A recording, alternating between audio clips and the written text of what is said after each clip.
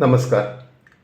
आज मी प्राध्यापक मधु पाटील सरांच्या ज्ञानपीठ पुरस्कारित प्रतिभा नाट्यात्मदर्शनी या पुस्तकातील वि.स. खांडेकर दर्शन या नाटकाच्या मी पाडलेल्या 11 भागांपैकी 7वा भाग वाचतो. दृश्य पुढले ययातीवरचे. निवेदिका. कादंबरीचं नाव जरी ययाती असलं तरी या कादंबरीची नायिका शर्मिष्ठा हिच्याच व्यक्तिमत्वाचा संस्कार आपल्या मनावर होत असतो आणि शेवटी त्या कामपिपासू ययातीवर आणि विद्वेषी देवयानीवरही. प्रवक्ता. पण या नायिकेवर संस्कार आहे संस्कार सर्जक कचदेवाचा आणि तिच्या त्या ययाती आणि देवयानीवरही त्याच संस्कार प्रेरक कचदेवाचा. शर्मिष्ठा. प्रवेशू. संजीवनी विद्येसाठी कचदेव इथे आला. तो आमचा शत्रू होता, पण त्याची विद्या, त्याची निष्ठा, त्याचा त्याग, त्याचा निर्मळ स्वभाव या सर्वांमुळे मी मनातल्या मनात त्याची पूजा करू लागले. असला वडील भाऊ मला लाभला असता तर मी किती चांगली आणि भाग्यवान झाले असते असे अनेकदा माझ्या मनात येईल. त्याची प्रेमविषयक भूमिका तर सर्वांगाने पटणार. कचदेव. प्रेम माणसाला स्वतःच्या पलीकडे पाहायची शक्ती देते. खरेखुरे प्रेम हृदयाच्या गाभ्यातून उमलायला हवं. ते स्वार्थी, लोभी किंवा फसवे असता कामा नये. खरं प्रेम नेहमीच निस्वार्थी असतं, निरपेक्ष असतं. निरपेक्ष, निस्वार्थी, निरहंकारी प्रेम हीच माणसाच्या आत्म्याच्या विकासाची पहिली पायरी असते. जीवनात प्रेम ही एक उच्च भावना आहे, पण कर्तव्य ही तिच्याही पेक्षा श्रेष्ठ भावना आहे. शर्मिष्ठा. तीच कर्तव्याची भावना कृतिशील होऊन जगत आले आहे मी आणि तशीच जगत राहणार आहे. मी वृषपर्वा राजाची राजकन्या शर्मिष्ठा आणि राजगुरू शुक्राचार्यांची गुरुकन्या देवयानी अशा आम्ही दोघी मैत्रिणीच. पण एक दिवस आम्ही दोघी जलाशयातून स्नान करून बाहेर आलो आणि मी चुकून तिला कचदेवाने दिलेले वस्त्र नेसले. यावरून आम्हा दोघांची भांडाभांडी झाली. त्यात माझ्या वडिलांच्या म्हणजे वृषपर्वा महाराजांच्या पदरी असलेल्या भिक्षुकाची मुलगी तू असं तिला त्या चिडाचिडीत म्हटलं. वास्तविक मी तसं म्हणायला नको होतं, पण त्या चिडगडबडीत ते होऊन गेलं. तिला हा मोठा अपमान वाटला. तिला ते सहन झालं नाही. तिने शुक्राचार्यांना सांगून मी तिची दासी झाले पाहिजे हे वृषपर्वा महाराजांकडून मान्य करून घेतलं. कचदेव. तू राजकन्या आणि त्या सामान्य मुलीची दासी? शर्मिष्ठा. हो, मी क्षणार्धात देवयानीची दासी होणे कबूल केले. कारण देवदानवांच्या युद्धात माझ्या बाबांना, वृषपर्वा महाराजांना शुक्राचार्यांच्या संजीवनी विद्येची क्षणोक्षणी गरज होती. शुक्राचार्यांनी डोक्यात राग घालून निघून जाऊ नये म्हणून मी ते स्वीकारले. आपल्यामुळे आपल्या ज्ञातीची संकटे वाढू नयेत म्हणून देवयानीच्या क्रोधाग्नीत आनंदाने स्वतःची आहुती दिली. कचदेव. ताई, पत्नी होण्यापूर्वीच तू आई झालीस. साऱ्या दानव कुळाची आई झालीस. ज्या आत्मशक्तीने हा त्याग केलास तो तुझ्या ठाई सतत वाढत राहू. शर्मिष्ठा. आपण अधोरेखित केलेल्या या त्यागाचे महत्त्व मी अगदी मनोमनी जपत राहीन. कचदेव. ताई, असला त्याग कुठल्याही उपभोगापेक्षा श्रेष्ठ आनंद देणारा असतो. लक्षात ठेवायचं असतं, केवळ उपभोग म्हणजे जीवन नव्हे. देवानं माणसाला शरीराप्रमाणेच आत्माही दिला आहे. शरीराच्या प्रत्येक वासनेला आत्म्याचे बंधन हवं. शरीर सुख हा काही मानवी जीवनाचा मुख्य निकष नाही. निकष आहे आत्म्याचं समाधान. हे सारं देवयानीसारख्या गुरुकन्येला आणि ययातीसारख्या राजाधिराजालाही संधी मिळेल तेव्हा मी सांगत असतो. शर्मिष्ठा. सर्वस्वी नाही तरी आपण सांगितलेल्या वाटेने जाण्याचा मी जास्तीत जास्त प्रयत्न करेन. कचदेव. तुझ्या अशा प्रवासाला माझे आशीर्वाद आहे आणि निघून जातो. शर्मिष्ठा. स्वगत. मला आठवते आहे एक दिवस माझ्याकडे बघत आई म्हणाली, शर्मिष्ठे, हस्तिनापूरच्या ययाती राजा फार शूर निगुणी आहे. माझ्या या नाजूक फुलाला शोभेल असं.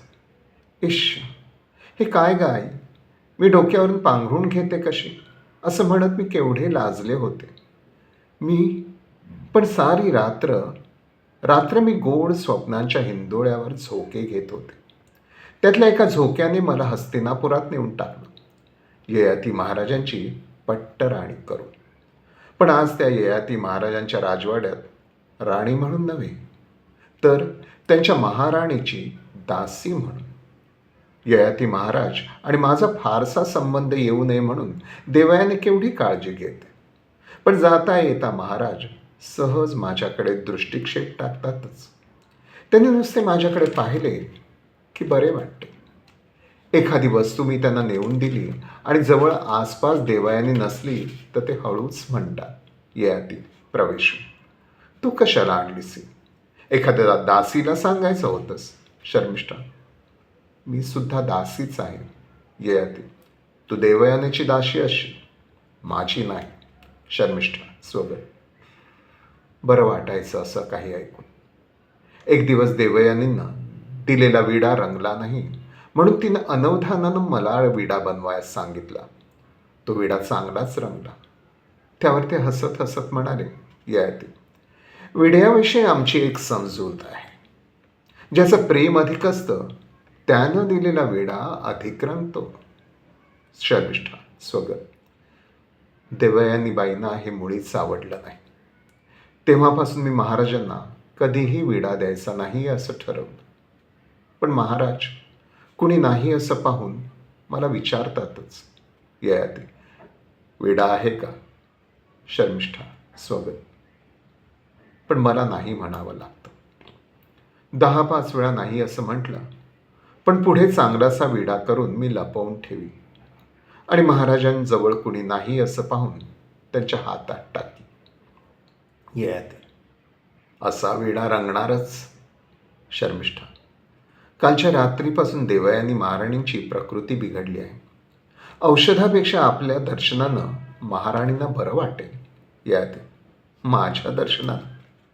तिथं त्या रात्री मी क्षत्रिय राजांच्या उत्तेजक रिवाजानुसार मद्याचा पेला तोंडाला लावत असताना, मी ब्राह्मण कन्या आहे, आपल्या शयनगृहात भरून चाललेला हा मद्याचा उग्रगंध मी कधीही सहन करणार नाही, असं म्हणत माझ्या हातातील मद्याचा पेला फेकून देत मला झिडकारून ती शयनगृहाबाहेर बेफिकीरपणे निघून गेली.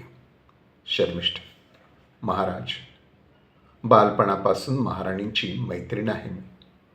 जराच तापट स्वभावाच्या आहेत त्या. मनाला फार लावून घेऊ नये, सारं सुरळीत होईल. आणि कलहा वाचून प्रेमाला गोडी नसते, असे सारेच कवी म्हणतात ना. ययाती स्वगत. हिच्या साऱ्या कोमल भावनांचा जिने चोळामोळा केला, तिच्या सुखासाठी ही मध्यस्थी करत आहे. उघड. शर्मिष्ठे, एवढं प्रेम करायला तुला कोणी शिकवलं? शर्मिष्ठा, प्रत्येक गोष्टीत माणसाला गुरु असावाच लागतो का? स्वगत. मधुमिलनाच्या त्या रात्री आपण देवयानीच्या जागी असतो तर तसला लाजीरवाणा प्रसंग कधीच घडला नसता. आपल्याला मद्य आवडत नसले तर महाराजांना आपण दुःख दिले नसते. तो उग्रवास आपण सहन केला असता. ययाती स्वगत. माझी आई मला म्हणायची, अरे तरुण स्त्रीला नुसती नवऱ्याची बायको होऊन चालत नाही, त्याची मैत्रीण, बहीण, त्याची मुलगी, फार काय त्याची आईही व्हावं लागतं. एकदा तर मला म्हणालीच ती, तुला शर्मिष्ठेसारखी बायको मिळाली असती तर मी निश्चिंत मनाने वनात गेले असते रे. शर्मिष्ठ, कसला विचार करत आहात? ययाती अर्धस्वगत. जिला माझी सारी स्वप्ने सांगता येतील आणि ती सांगता सांगता हातून घडलेल्या चुकांची कबुली तिच्यापाशी देता येईल, अशी मैत्रीण मला हवी आहे. मृत्यू मला घेऊन जायला आला तर माझ्या प्रियकराबरोबर मलाही घेऊन चल, असं हसतमुखानं कालपुरुषाला सांगणारी मैत्रीण मला हवी होती. उघड. तपश्चर्येला गेलेल्या शुक्राचार्यांच्या स्वागतासाठी देवयानीने यज्ञ आरंभलाय. यज्ञासाठी येणाऱ्या कवींच्या व्यवस्थेसाठी देवयानीने शर्मिष्ठेला या अशोकवनात पाठवले आहे आणि देवयानीचे डोहाळे पुरवण्यासाठी मलाही यमुना तीरी पाठवले आहे. गंमत म्हणून मी ऋषीवेशात शर्मिष्ठ असलेल्या अशोकवनात आलो आहे. ती ऋषीवेशातील माझे कसे स्वागत करते आहे बघायचे आहे. ती तेथील महालात पुरूरव्याचे चित्र काढीत आहे असे समजले. पण हे काय पाहत आहे मी? तिनं माझं चित्र काढलं आहे आणि त्याच्या गळ्यात माळ घातली आहे. जाऊया आत शर्मिष्ठा. या ऋषी महाराज, आपले स्वागत असो. आपण आल्याबरोबर या चित्राकडे काय टक लावून पाहत आहात? या आधी. चित्र खूप आवडलं. मुली, तुझी काय इच्छा आहे? शर्मिष्ठा. काही नाही. या आधी. खोटं बोलत आहेस. तुझं कुणावर तरी प्रेम बसलं आहे. ती व्यक्ती अगदी तुझ्या जवळ आहे, पण ती दूर आहे. आपल्याला दुर्लभ आहे असं तुला एकसारखं वाटत आहे. ज्याच्यावर तुझं प्रेम बसलंय त्याच्यासाठी तू काय करायला तयार आहेस? शर्मिष्ठा. मी माझे प्राण सुद्धा देईन त्यांच्यासाठी. ययाती. तुझं ययातीवर प्रेम आहे, ते मला कळलं आहे. ते सफल होईल असा मी प्रयत्न करेन. या महालातील भिंतींवरची कळ दाबली की भुयाराकडे जाण्याची वाट मोकळी होईल. कधीतरी ययाती आपणहून तुझ्याकडे येईन. या भुयारातून येईन. तुला हाक मारेल. क्षमा. तुझ्या प्रेमाचा मार्ग काट्याकुट्यांचा आहे, पण त्या काट्यांखाली फुले आहेत, सुगंधी फुले. इकडे हा भाग थांबवतो. धन्यवाद.